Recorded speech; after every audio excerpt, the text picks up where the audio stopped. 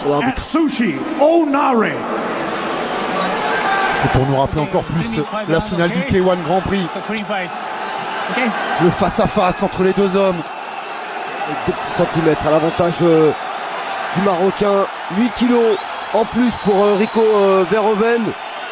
Badr Hari, si le kickboxing avait décidé comme le MMA ou plus particulièrement l'UFC de faire une ceinture BMF, Badass Motherfucker, assurément Badr Hari l'aurait autour de la taille depuis 15 ans. Et c'est parti, les deux hommes en droitier. Et ce soir c'est celle du Glory qui est en jeu.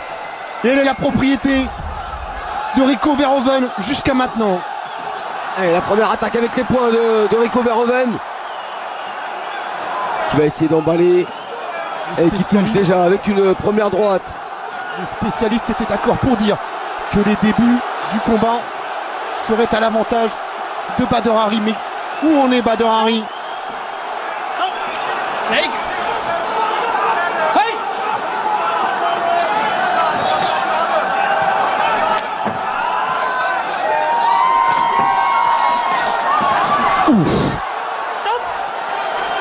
La première chose de sûr quand même, c'est qu'il n'est pas intimidé, Rico. Non, il a toute envie de faire douter Badr Hari, lui. Il place des attaques en ligne basse, c'est bloqué cette fois. Et la droite de Badr Hari.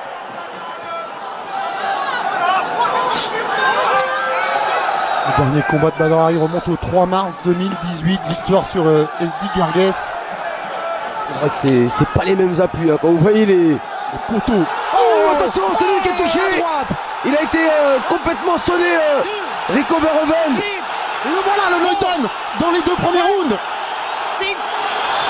Et c'est pourtant Rico Verhoeven qui a déclenché le premier, qui a essayé de mettre la pression sur Badr Hari. Et attention derrière.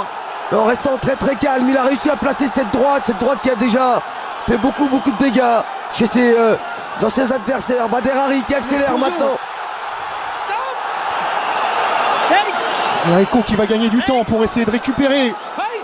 Et encore une longue minute à tenir.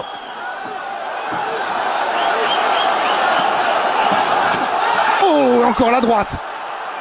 Placer Luki qui s'expose au contre avec la droite de Badr Hari, Rico Verhoeven. Et voilà, encore derrière l'esquive, il arrive à bien retomber. Et là on sent, hein, c'est Rico Verhoeven qui cherche à s'accrocher, qui refuse l'échange en points. Il n'a pas encore complètement récupéré le champion. Ça avait mal démarré déjà dans leur première rencontre où Badr Hari avait l'avantage dans les premiers échanges, mais peut-être pas à ce point-là.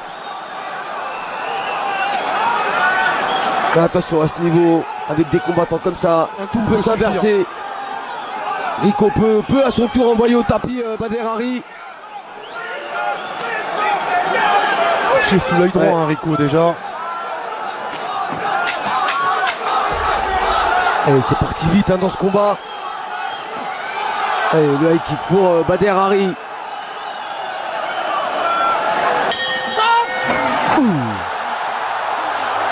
Quelle première reprise déjà. Première reprise. Beaucoup de choses.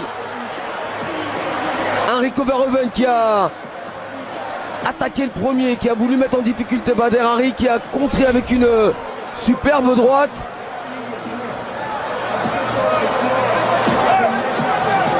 Voilà, elle arrive juste au niveau du menton, cette très courte droite de Badr Hari, même presque à la gorge. Et heureusement que ça a manqué de précision, parce que si c'était vissé à la pointe du menton, ça aurait été un KO net. Et déjà Badr Hari réussit ce que beaucoup ne parviennent même pas à imaginer, envoyer Rico Verhoeven au tapis.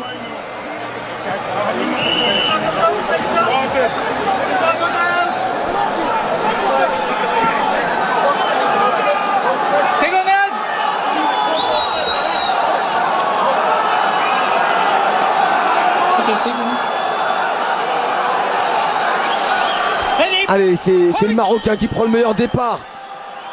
Il a déjà envoyé une première fois au tapis Rico Verhoeven. Oh, il a encore qui va presque plus être dans la position confortable du champion qu'on doit venir bousculer. Mais attention, il sait qu'il doit revenir. Et les appuis. Attention, c'est le crochet maintenant de Bader Hari. Et on sent que ça peut venir des deux côtés à n'importe quel moment. Il y a eu des championnats du monde de boxe anglaise qui nous ont énormément déçus il n'y a pas longtemps. Mais ce combat là, en pied-point, Là, vous avez pour l'instant il tient son rang.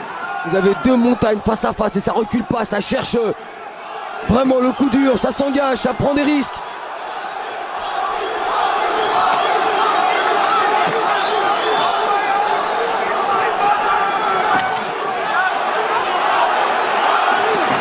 Et on place un petit coup de pied au niveau des appuis pour se rapprocher. Mais ce que veulent vraiment l'un ou l'autre, c'est faire parler le power punch. Là en travaillant plutôt à l'intérieur, c'est Rico Verhoeven. L'autre en prenant l'extérieur avec ses larges crochets, c'est Bader Hari. Et il passe en garde de gauche et maintenant Bader Hari place le retourné. Il avait pu lui placer comme il l'avait placé à Stéphane Leko. Enfin c'est pas le même gabarit, Leko qui était un des plus petits poids lourds à l'époque. Et Rico Verhoeven qui est l'un des plus puissants actuellement. Il a les points ce soir Bader Hari pour faire mal à Rico Verhoeven. Il a peut-être un petit peu moins les jambes. Ouh, attention à ce coup qui arrive juste derrière le coude. Rico est en train de démolir la jambe gauche de Bader.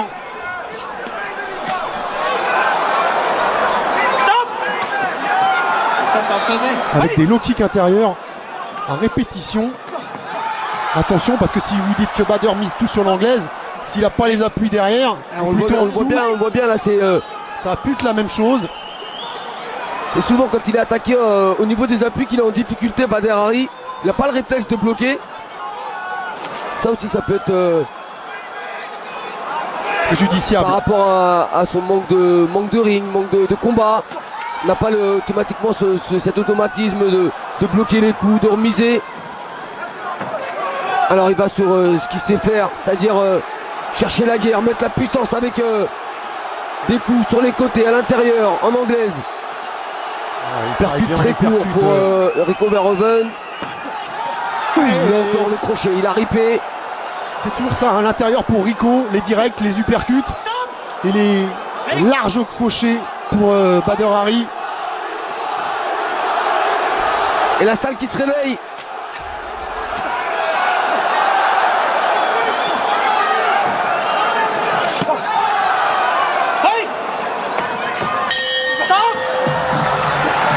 Ça n'a pas baissé de niveau, en tout cas le rythme est toujours le même.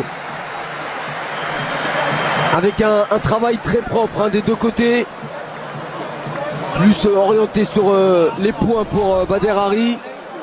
La question maintenant qu'on se pose, Kamel, c'est est-ce qu'on a passé le money time pour Bader Hari? Est-ce que les meilleurs rounds pour lui sont pas les deux qui viennent de passer? Là c'est parti très vite. Et là on voit cette attaque de début de seconde reprise.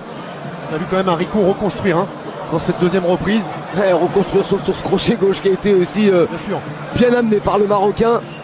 Bien sûr, dans certaines réactions, Bader Hari nous a fait trembler, mais dans la linéarité Ça a été plus disputé dans la deuxième reprise avec chacun leur moment, alors que dans le premier round on a eu un Bader Hari qui a dominé grâce à ce voyage au tapis.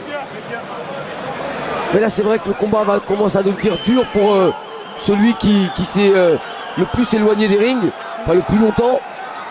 Il s'en est éloigné, il est allé au Maroc chez lui. Il a beaucoup couru dans les montagnes de l'Atlas pour préparer ce combat.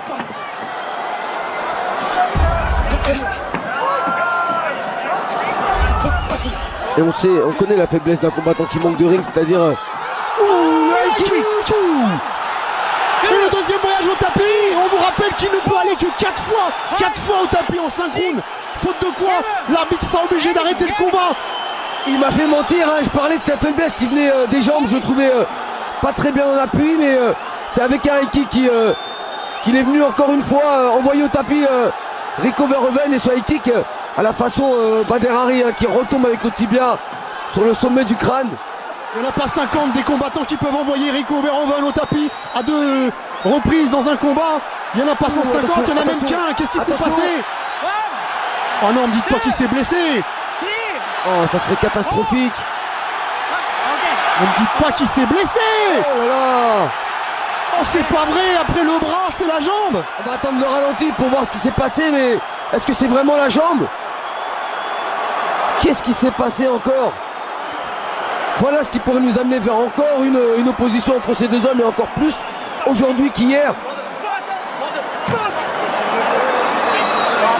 Ah, apparemment, visiblement, c'est